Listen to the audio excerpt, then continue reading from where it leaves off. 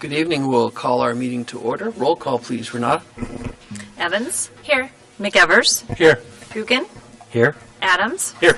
Miller. Here. Ettinger. Here. Okay, we will rise for our invocation. We had on our list that it was Pastor Stuart Bryan. I don't know if Pastor Bryan is here. Don't see him in the crowd, so we will move on to our Pledge of Allegiance. Steve, please. I pledge allegiance to the flag of the United States of America and to the republic for which it stands, one nation under God, indivisible, with liberty and justice for all. So happy voting day to everyone today, and I wanted to have a special welcome to Boy Scout Pack 228. We have some young men here tonight that are observing us and how we do government, so everybody be on their best behavior for the Boy Scout troop. So welcome. Glad to have you here. I don't see that we have any amendments to the agenda tonight. We will move on to presentations. Our first presentation would be Rhodes Scholar Certifications, presented by Leela Kroll. Thank you, Mayor and Council for having me today. My name is Leela Kroll, as you mentioned. I'm with LTAC down in Boise, and I'm here to represent the T2 Center. I am the manager of the T2 Center. We provide training and technical assistance to all local highway jurisdictions in Idaho. So cities, counties, and highway districts, any of their employees are welcome to take our classes, as well as the general public, but our focus is definitely on the local highway jurisdictions. We provide training through 2 times of the year, in the spring and the fall. A little over 6 months out of the year, we have classes, and those classes are all over the state.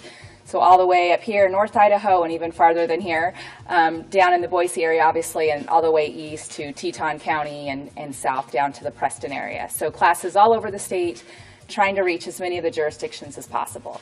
We have 2 training programs that we offer. The first is the Rhodes Scholar Program. It requires approximately 80 hours of instruction, so about 10 classes to complete. And the employees or the guys that take the classes have roughly 4 years to complete the program. The classes cover a large variety of topics: safety, professional development courses, and then of course our biggest category is maintenance type courses. If the employees complete those courses, then I come to do a presentation, which is what I'm here for today. So we have 2 Rhodes Scholars we're presenting to. If you guys want to come up.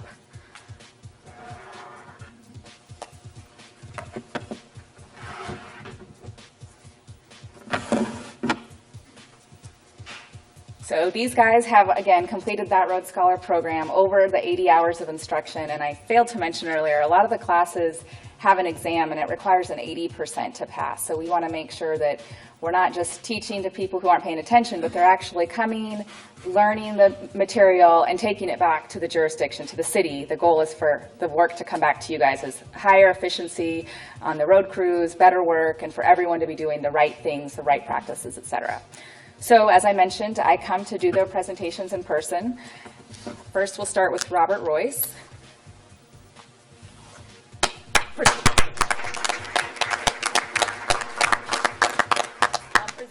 I'll present each of them with a certificate and a hat and a Leatherman tool that's engraved with LTAC T2 Rhodes Scholar. And we have John Bremeling.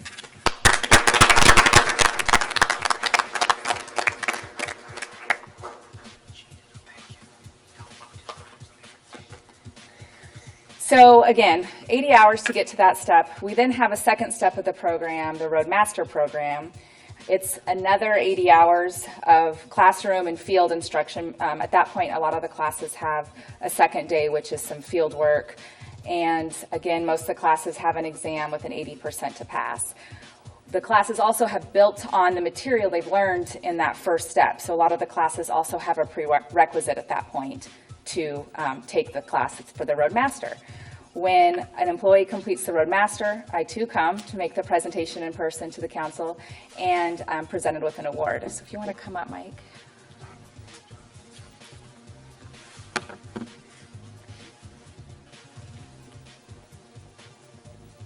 So Mike Cummings has completed the 160 hours of work with those exams and is now a Roadmaster.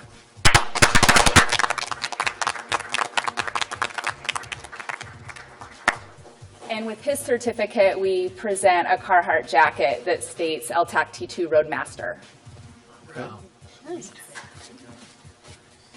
I'm going to steal these guys and take some pictures. They'll be in our newsletter, the LTAC newsletter that goes out to all the local highway jurisdictions in the state and anyone else who subscribes. And that newsletter is also available to download from our website. Do you guys have any questions for me? Any questions? Don't see any questions. Great. Thank you so much for the time, for supporting the program and supporting your employees for that continued education and training. Yeah. Great job, guys.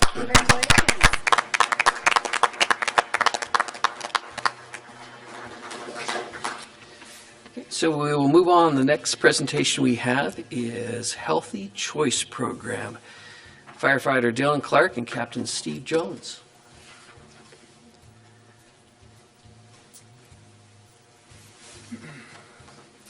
Hello, Mr. Mayor, Council. I sure appreciate the opportunity to be here. This is something we're really proud about, and great project that we put together that we're really starting to share now and get into the schools.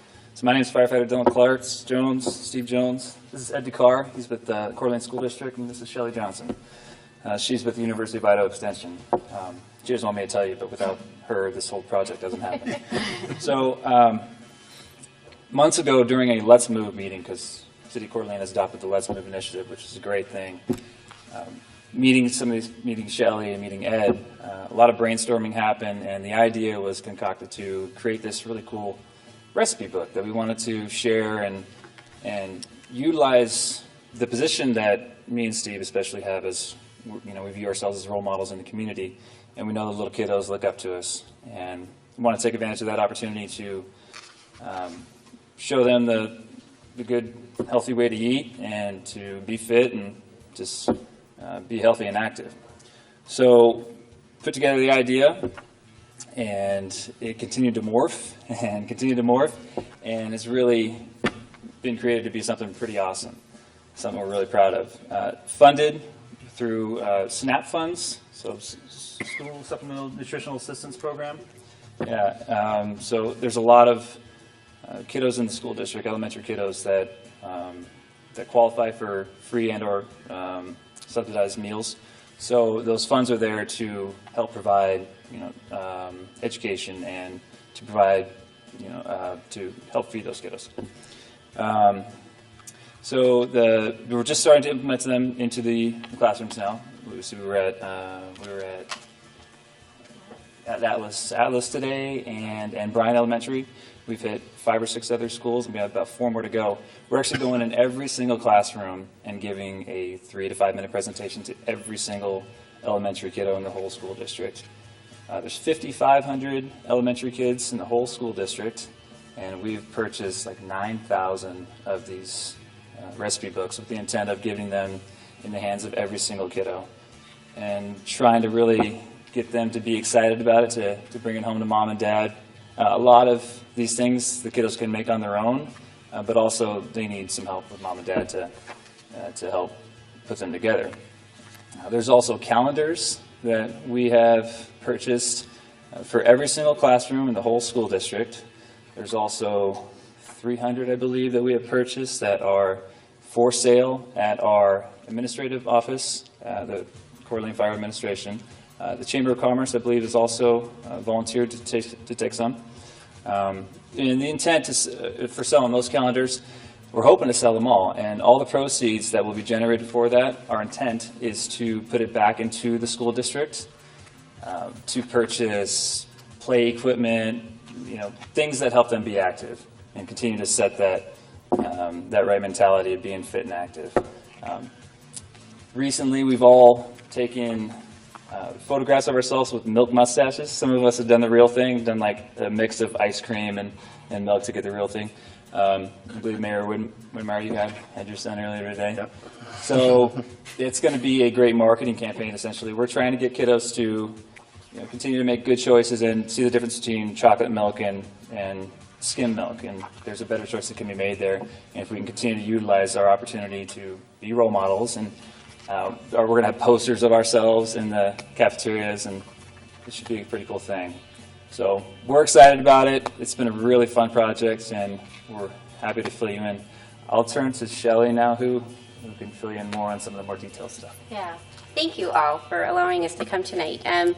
Again, my name is Shelley Johnson. I work for University of Idaho Extension. I've been in that role for about 16 years now in our community, primarily focused on looking at doing obesity prevention work, and that's done in a variety of ways.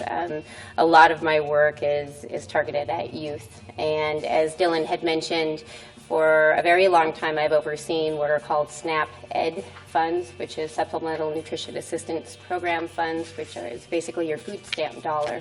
And we are the education arm of that. With those funds, we're always trying to support our low-income families and trying to educate families on preparing healthy meals at home and things like that. One of the exciting things that has happened in the last few years is just in my role in the Coeur d'Alene School District and being in the school so much with nutrition education and specifically targeting those schools that are our lower income schools.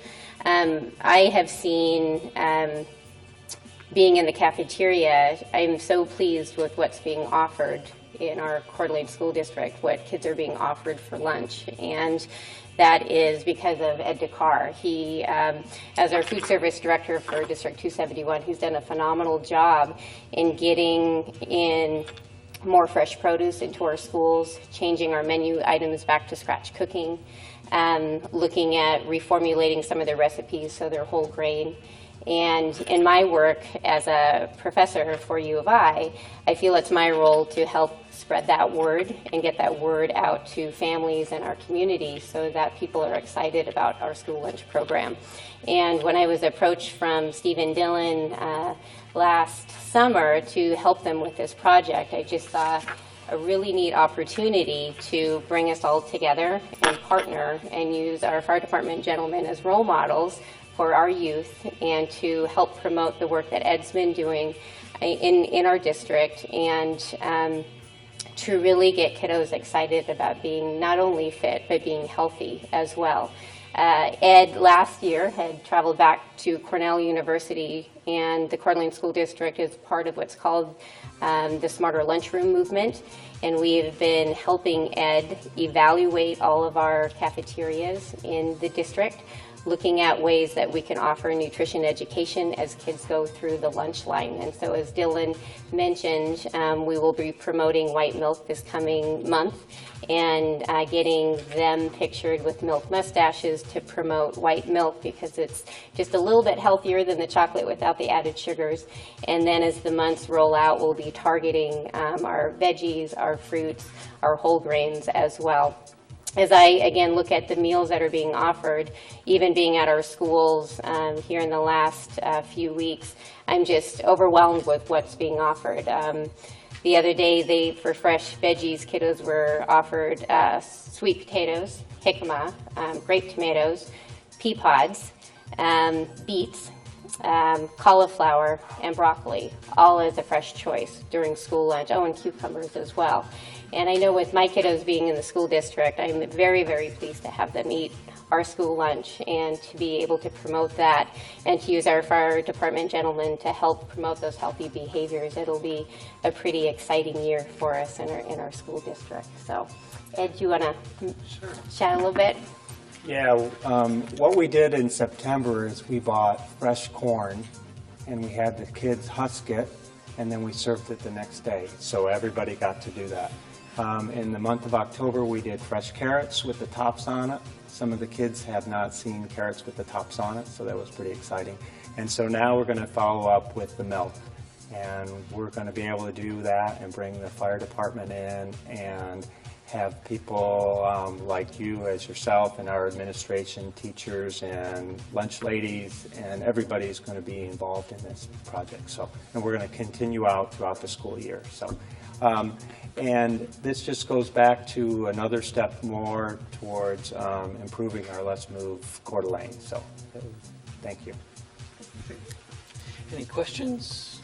Woody?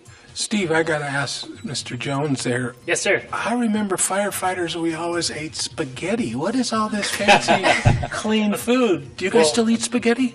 Occasionally, yes, and occasionally we make spaghetti with spaghetti squash instead of noodles. So it's a different time. I think I've either gotten older or you guys have gotten smarter. Something's going on here. So not only are we preaching it in the schools, we're trying to live by it in the fire stations as well.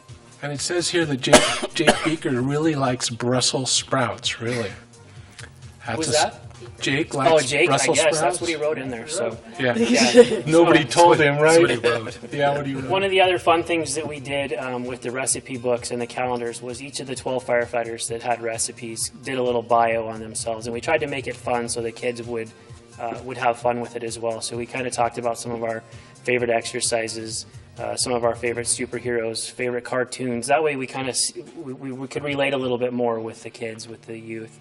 Another project that we did along with these is we put together player cards. So each of the 12 firefighters that submitted a recipe also have a player card.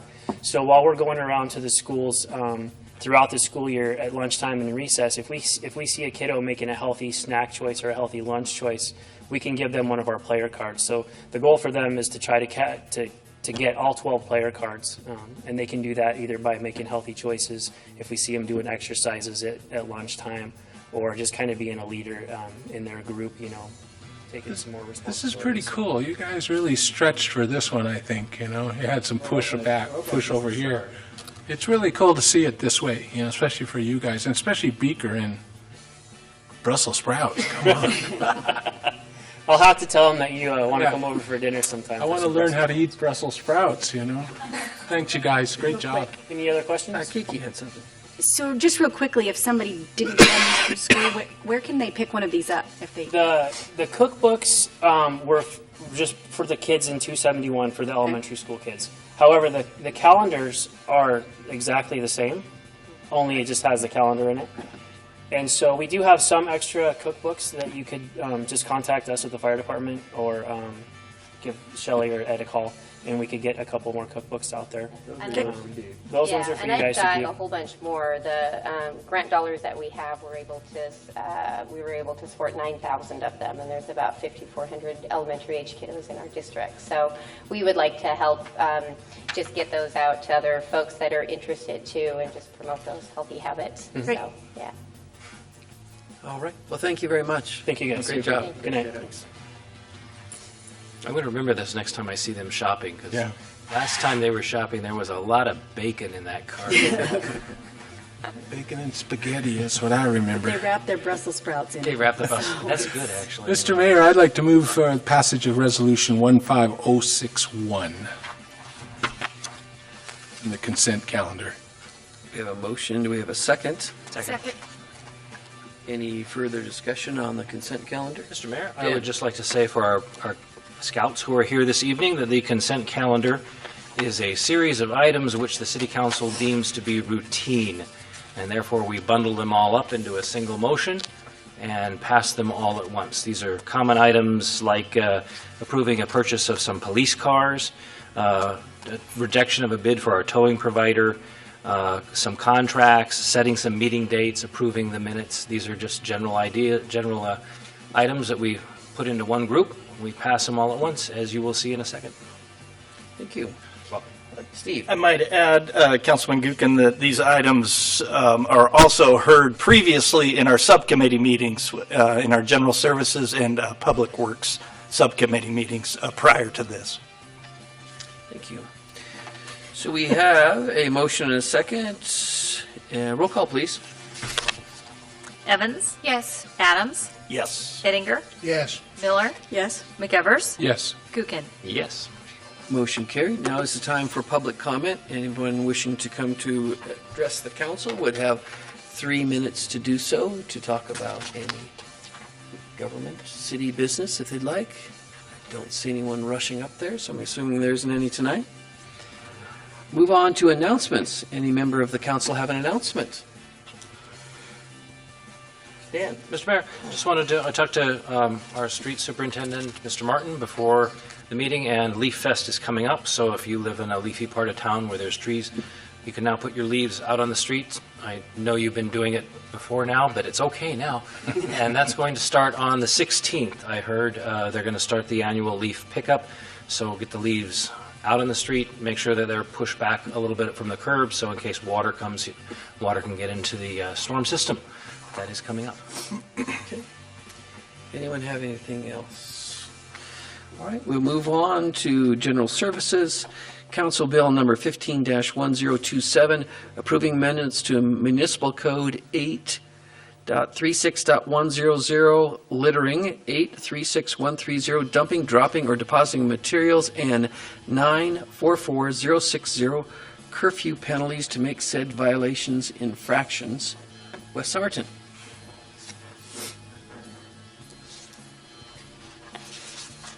Good evening, Mayor, councilors, and the public.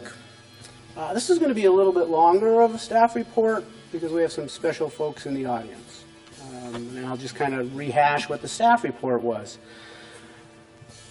Cities derive their powers to create laws from the Idaho Constitution. And the three ordinances that you have before you tonight are under the Idaho Constitution, Article 12, Section 2. And it states that any incorporated city, which would be the city of Coeur d'Alene, may make and enforce within its limits all such local police, sanitary, and other regulations as are not in conflict with its charter or the general laws of the state of Idaho. So the Constitution then authorizes the legislature to adopt statutes. And the legislature has adopted statutes that apply to municipalities. And in Idaho Code 5302, it provides that cities shall make all such ordinances, bylaws, rules, regulations, and resolutions not inconsistent with the laws of the state of Idaho. So that brings us to what we have before you tonight. This last legislative session, the Idaho legislature changed littering from a misdemeanor to an infraction. And so we're obligated to now make our city code litter ordinance an infraction instead of a misdemeanor. And so it's a very simple change. We're just including the word infraction. Wes, maybe you could explain what the difference is between a misdemeanor and an infraction. An infraction is a civil violation. I don't want to use the word punishment, but if you have committed a civil violation, you have to pay a civil fine. That's all that you can pay is just a fine. You don't go to jail. A misdemeanor, a general misdemeanor, which these were, you could look at a fine of up to $1,000 and or 6 months in jail. Well, now we're making these civil violations, so it can only be punishable by a fine. Could we have done this without the state saying that they wanted to? Could the I cities... apologize. The echo was bad enough. Sorry. I didn't catch that. Could the city change that ordinance to an infraction before the state? We could have, yes. Okay. We can't. We can be less. Less. We can be no more. Got it. Okay. Thanks. So that means we can't create felonies, even though we may want to. Are you whispering? Sorry. There's feedback in here, so it's hard to hear. Any other questions? So then on the curfew, the same applied. That was that was a misdemeanor. We're now making that an infraction. And the curfew is an interesting one because that really is an age-related, specific type of crime, now civil penalty. And that means for the scouts, and the parents are going to love me if I'm not going to fib, I'll tell the honesty. I was going to say 8 o'clock, they have to be in bed. But actually, curfew hours for persons under 18 years of age, if they don't otherwise fit exceptions, and we have work exceptions with a parent coming from a sanctioned event, things of that nature. If they're out on the streets after 10:30 at night, Sunday through Thursday, law enforcement can make contact with them, can give them a ticket, and I can guarantee you they generally always get mom and dad a phone call because mom and dad are coming to pick them up. On Friday and Saturdays, that time is out until midnight. So they can be out a little bit longer, but the whole purpose of our curfew ordinances, kids don't belong to be out at night late. Bad things happen to them, and so that's why we have those provisions. So that's what we have presented to you tonight. Any questions? More questions for Wes? Dan? Not a question, Mr. Mayor, mostly a comment, but this is just another example of the state dictating what we can and cannot do, and in this case, they've come to us and said, nope, you guys have to do this and make this change, so we're hopping in line to make the change, just like we've done with a couple of other things since I've been here. That is correct. Yeah. Okay. Any other questions for Wes? I think it's a good thing somebody's looking out for us, that knows what's going on. Good job on this, by the way, Wes. You made it kind of interesting. Oh, really? They look enthralled. This was just for you guys, you know that, right? They're still focused on that 8 o'clock in bed. That's I'm not Yeah, sure. they're freaking out. Wes, is there anything that we could do as a city that would make your job easier to reduce some of our penalties from misdemeanors to infractions? Sorry if that's a surprise to you. That's always a balancing act, Councilman. There are some things that we can look at and make a determination whether we want to go to civil penalties for infractions. We have to be careful of painting too broad of a stroke with our brush, because when we try to deal with problems in the community, if they're just infractions and the people don't pay the infraction, the police department spends more money writing paper than we do fixing a problem. And so that's why we really want to make sure when we do that, we analyze what's the long-term impact of making certain things infractions. There probably are some code enforcement issues that we can make infractions. But ultimately, if it's, and this is a problem statewide, if a person does not pay a civil penalty, the infraction, if it's not a moving violation, there really isn't a sanction other than sending them to collections. And most collection companies, as you've experienced through the parking issues that we've dealt with, unless there's a whole lot of dollars there, they're not going to go after a $50 infraction. And so that's not much of a deterrent, if you will. But yet the state did this as a cost-saving measure. I mean, that was why they changed these things, because they wanted to lessen the load for the public defender. And that's correct. A couple years ago, and there still is a group through the legislature taking a look at funding mechanisms for public defenders statewide, whether that at a county level or a state level. And part of that backlash, if you will, is taking a look at some of the de minimis crimes that people are entitled, because it's a misdemeanor. If you're going to go to jail, you're entitled to have an attorney. And if you can't afford one, the Constitution says we'll provide one for you for free. And some of those de minimis charges really generate a lot of public defender costs and time and energy. Justifiably so. I believe that people should be represented and adequately represented. But if you're spending a lot of dollars on ultimately, I threw a firework and it went pop and somebody got upset and we spend thousands of dollars in representation fees, you're never going to recoup that. And so you really have to start taking a look as a society, is that something we're really generating an interest in to do? And so that's what we have to do when we take a look at our city code, those kind of impacts. Very good. Thank you. Thank you. Wes, Steve? Mr. Mayor, I'd move for approval of Council Bill number 15-1027, approving amendments to Municipal Code 8.36.100 littering, and as follows. Second. Motion and a second. Any further discussion? I missed a chance to ask a quick question, Wes. That's fine. Were there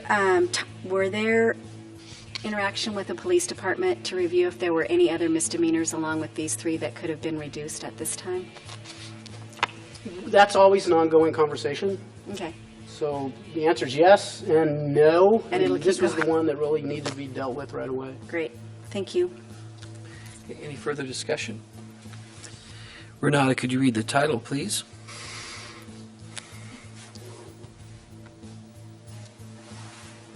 Yes, I sure can. Council Bill Number 15-1027, an ordinance amending municipal code of the City of Coeur d'Alene, Kootenai County, Idaho, amending City Code Section 8.36.100 littering, 8.36.130 dumping, dropping, or depositing of materials, and 9.44060 curfew penalties to become infractions, providing repeal of conflicting ordinances, providing severability, providing the publication of a summary, and providing an effective date. Roll call, please. Adams? Yes. Eddinger? Yes. Miller? Yes? McEvers? Yes. Gookin? Yes. Evans? Yes. Motion carried. Move to suspend the rules. Second. Motion and second to suspend the rules. Any discussion? Mr. Mayor, so what we're doing here with this motion to suspend the rules is that by Idaho code, when we adopt a new ordinance or a new law, we have to read that 3 times, 3 separate meetings. So rather than do that and drive our staff nuts, we decide to suspend that rule, which we have the authority to do, and we decide to pass the rule, the law, by 1 reading only, which is what we've just done. So now we'll vote on that. Thank you. Roll call, please. Adams? Yes. Eddinger? Yes. Miller? Yes? McEvers? Yes. Gookin? Yes. Evans? Yes. Motion carried. Thank you, Wes. Move on to approval of officers to engage in off-duty employment and setting of a public hearing for November 17th, 2015 to establish a fee.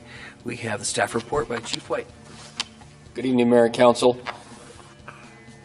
What we're looking to do is allow our officers to work in an off-duty capacity in a limited number of different functions, and then also authorize staff to set a public hearing regarding the fee for this service. By way of background, the police department routinely gets requests for officers to work off-duty. For instance, I have 2 sitting on my desk right now from businesses that would like security guards, for lack of a better term, off-duty officers, to work their businesses during the Black Friday, or whatever it is now, Black Wednesday to Black Saturday, or however long it keeps getting longer every year. But what they'd like is some extra security. I will tell you that this is fairly common across the U.S. A lot of cities do this sort of thing.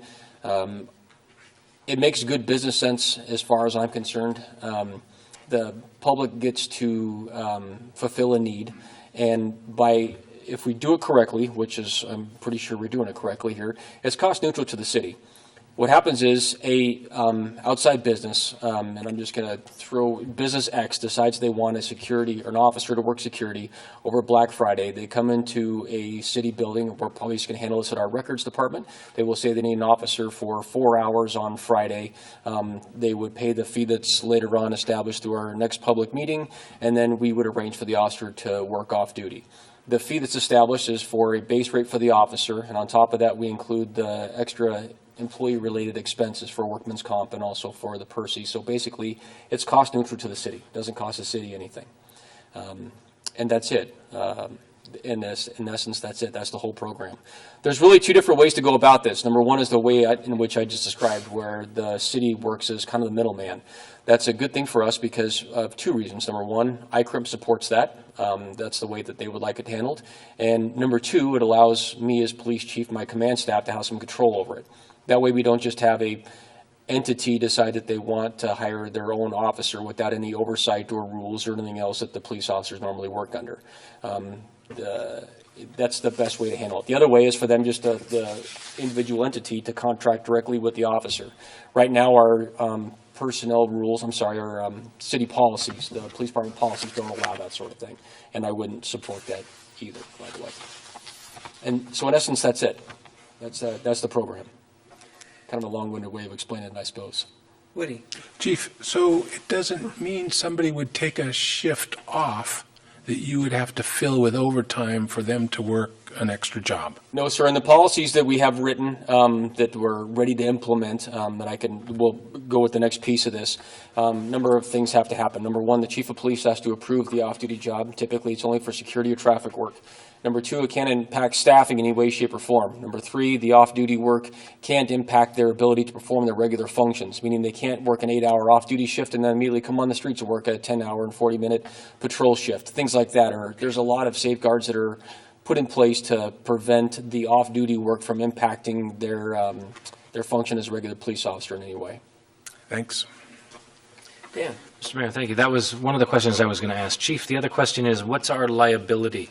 So one of our officers is hired by Kmart or something to do Black Friday, and someone decides to sue Kmart, and are we dragged into that too? Well, yes and no. Yes, to a degree, because they're still acting under the color of a quarterly police officer. But we had also asked, Mr. Gridley's asked that we include something in when the employer comes and asks to hire the officer off duty, that they sign a waiver releasing us from liability. I got to tell you, though, from my experience, I don't know if that's really worth a lot, because frankly, if we do something really stupid, even if it's off duty, we're still on the hook for it, if we're wearing this uniform and this badge and that sort of thing. So these are still full police officers performing police duties, and then that's basically what they're doing. They don't become, for a lack of a better term, a rent-a-cop or anything. They're fully sworn officers. They see someone breaking the law, they will enforce the law. Yes, sir. Very good. Any other questions for Chief? Okay, so we'd be looking, Ron? I move for the approval of officers to engage in off-duty employment and setting of a public hearing for November the 17th, 2015, to establish a fee. Second. We have a motion and a second. Any further discussion? All those in favor? Aye. Aye. Any opposed? Motion carried. Now we'll move to resolution number 15-062 to approve an agreement for professional consulting services with Christy Wood. Chief, you're up again. Well, Mayor and Council, this is one that frankly I don't want to bring in front of you. Christy Wood is elected to retire, and that is a huge blow to our organization. I can't tell you what she means to us. She's absolutely fantastic. She wears a number of hats, and frankly, her abilities as a public information officer are fantastic. I've seen a number of PIOs in my life, in my previous life, and up here, and you read about, well, you see press releases from other agencies all the time, and Christy Woods are absolutely phenomenal. With her election to retire, we've done a couple things. Number one, we've had a selection process to replace her, and so those two people, as it turns out, that are going to be replacing her need to go through some training, and frankly, they don't have the experience or background that she has. And so what we've asked to do is engage into a consulting contract with Ms. Wood, paid out periodically over the next 3 years or until she reaches 240 hours, for her to come back and conduct training for our new PIOs, also help with our social media program, and number 3, and this is the big one, to be available for when the big incidents happen. So we get a homicide, a kidnapping, an officer-involved shooting, you name it, that's going to be a big media issue. She can come out and assist the two or one of the other two PIOs as they go through the process. She can also assist with on-camera work. And the other big piece of this is she can be that relationship piece between the press that's out there, both the print and the media, and be kind of the introduction piece between, you know what I mean, the go-between between the press and our two new officers to help kind of grease the skids, if you will. Okay, other questions? Woody? Chief, so 2 for 1. You got to replace her with 2 people? Yes, sir. And then, are these 2 been officers? This isn't like an outside job. No, these are both officers. One, and I hate to say the names because That's okay. One is Officer Tom Sparks. He's currently a school resource officer, and the other one is Jared Renault. He's currently a persons crime detective. They both work for our agency, just in different functions. Frankly, I thought it made sense to have 2 just because the job is so demanding. Most people don't understand the amount of phone calls and requests and things of that nature that the police department gets, and look, if we're not responsive, I hate to say this, but sometimes the story goes without all the facts, without us putting what we know to be true out there. And I would rather not have that happen. I would rather be responsive to the press. I think all along you guys have heard me talk over the past year about the importance of transparency and getting the truth out there as quickly as we possibly can. And I can't do that if I'm tied up on something and our one PIO is unavailable for another reason. They're on a sex crimes case, or they're in the middle of something at school, or they're on vacation or something. We need to be responsive. Thanks, Chief. Other questions? Kiki? So Chief, are these two new PIOs going to go through additional training besides just support from Officer Wood? Yes, there's a couple different training courses they're going to go to. I think the first one starts, don't hold me to this, but I think it's the second week of December in Spokane. And then I've also asked Christy to reach out to another person who also does consulting to bring that person up to do some training with us in February or March. I'm not sure when she's setting it up, but the first part of the year. And so there's also one other school that I want her to go through. It's one that the Major City Chiefs Association puts on that these two individuals, I would like to go through that school as well. And do you give a title to this consulting position? Is there a... I really hadn't put one to it. Darn. We can make one up right now if you Okay, like. let me think. Any other questions for Chief? Kiki's thinking. Ron? Mr. Mayor, I move for adoption of Resolution -15-062, approving an agreement for professional consulting services with Christy Wood. Second. Motion and a second. Any further discussion? Roll call, please. Eddinger, Yes. Miller, Yes? McEvers, Yes. Gookin, Yes. Evans, Yes. Adams. Yes. Motion carried. I just wanted to add that Christy Wood not only has been just a tremendous employee of the city of Coeur d'Alene, she's one tough lady, too. You don't want to mess with her as a police officer. Mr. Mayor, she's amazing, and I wish I had 100 more of her. Yeah. I hate to see her go. But not only has she been a great employee of the city of Coeur d'Alene, but you see her work all over the community, whether it be through as a member of the school board of the Coeur d'Alene School District, or as a trustee of North Idaho College, or all of her work for the Human Rights Task Force. She's a great one, and she may be retiring from city employment, but I'm still happy to say that I believe she's going to be heavily involved in our community. So that's I don't think she has the ability to stay still, Mr. Mayor. Yeah. I think she just wants to not work 80 hours a week working for me. What did you do? I'm kidding. Thank you, Lee. So we had a small agenda tonight, so we'd be looking for a motion to adjourn. I want to stay here. Mr. Mayor, I move for adjournment. We Second. have a motion and a second, and I just want to add, today's election day, and we have three of our members up here standing for election: Dan and Steve and Ron, and they've been doing this. Steve and Dan have been doing it for 4 years. Ron's been doing it for a long time. And I just wanted to thank them for standing up, running again, for their public service. It's a tough job. They don't do it for the pay. They do it to serve their community, and I just wanted to thank them for that. Thank you, Mr. Mayor. Thank you. All right, and so all those in favor of adjourning? Aye. We are adjourned.